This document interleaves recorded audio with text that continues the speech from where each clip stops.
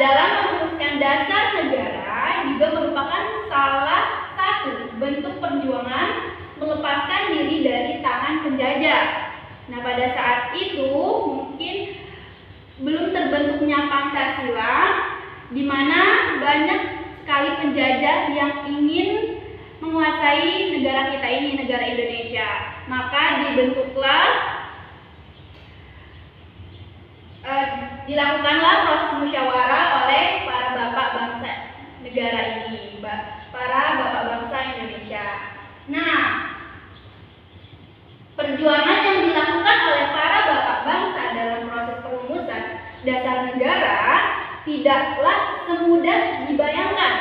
Kenapa? Karena memang pada saat itu proses yang dilakukan dalam perumusan musyawarah ini tidaklah mudah. Nah, dalam proses tersebut bermunculan banyak sekali pendapat yang diajukan mengenai rumusan dasar negara.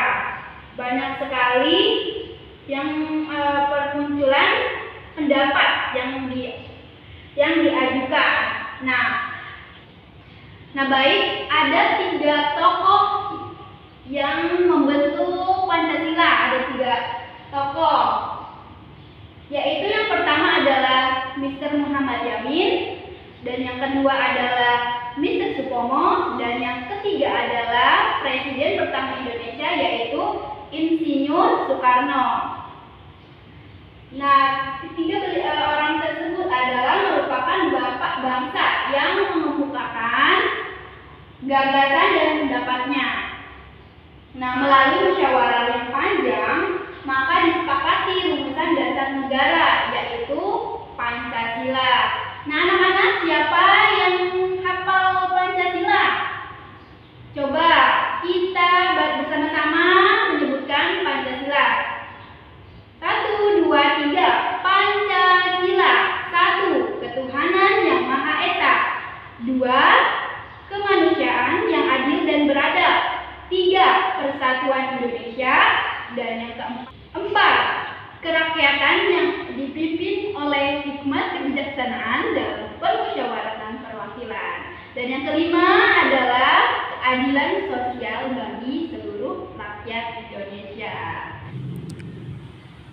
Nah, itulah rumusan dasar negara kita ini, yaitu yang sering kita sebut sebagai Pancasila. Nah, baik, selanjutnya adalah dari keputusan yang diambil dan disepakati dalam proses perumusan dasar negara, pada saat itu merupakan keputusan terbaik yang mengutamakan kepentingan bangsa dan negara ini tentunya. Nah, selanjutnya penerapan nilai-nilai juang. Selanjutnya adalah penerapan nilai-nilai juang para pahlawan dalam kehidupan. Yang pertama adalah dalam kehidupan di lingkungan keluarga. Ini terdapat yang pertama adalah membuka diri untuk menerima atau merumuskan atau memasukkan dari anggota keluarga yang lainnya. Kemudian yang kedua, selalu menonton tayangan televisi yang memberikan kesepakatan atau kesempatan untuk memperluas cakrawala berpikir, seperti menonton berita. Dan yang ketiga, terbiasa dialog dengan orang tua dan anggota keluarga yang lainnya. Kemudian yang kedua ada dalam kehidupan di lingkungan sekolah. Apa saja nilai-nilai di lingkungan sekolah? Yaitu menghargai hasil karya teman, kemudian tidak memaksakan kehendak kepada teman. Kemudian yang ketiga, terbiasa berdialog dengan guru dan warga sekolah lainnya. Kemudian yang ketiga ini dalam kehidupan di lingkungan masyarakat. Apa saja nilai-nilainya?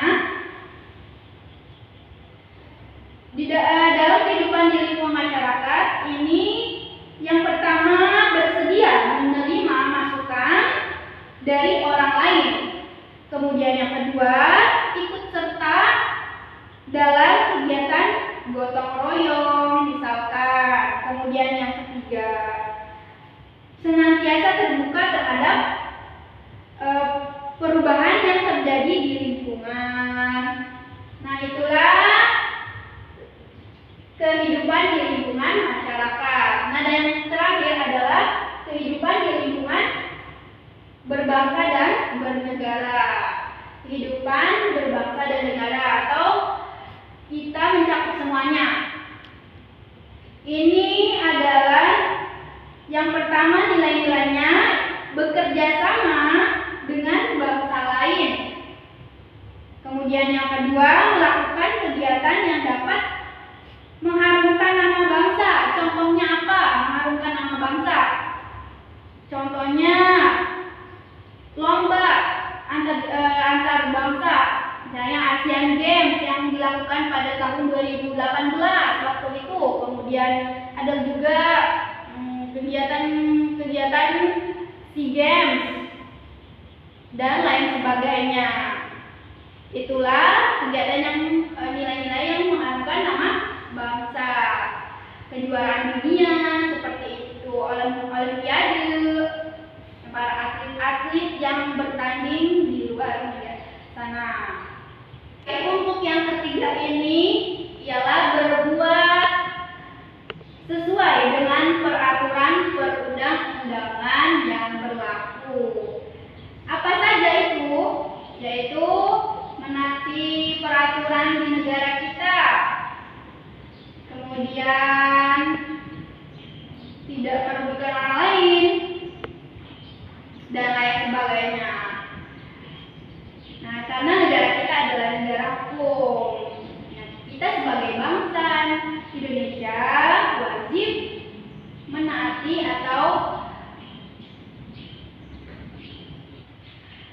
kita sebagai bangsa Indonesia, kita harus menaati perundang-undangan yang berlaku.